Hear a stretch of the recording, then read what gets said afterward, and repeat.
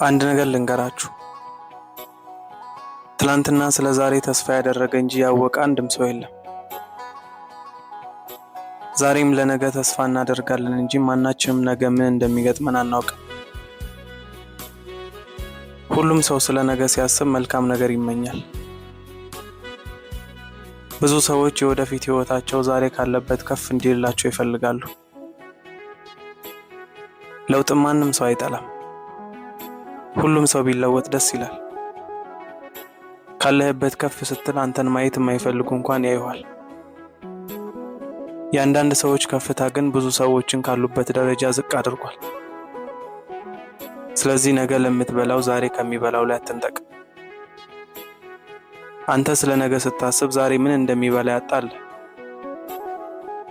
አንተስ ነገ ስለመኖር በምን እርግጠኛ ነህ? ሁላችንንም መጨረሻችንን ያሳምርልን። አመሰግናለሁ።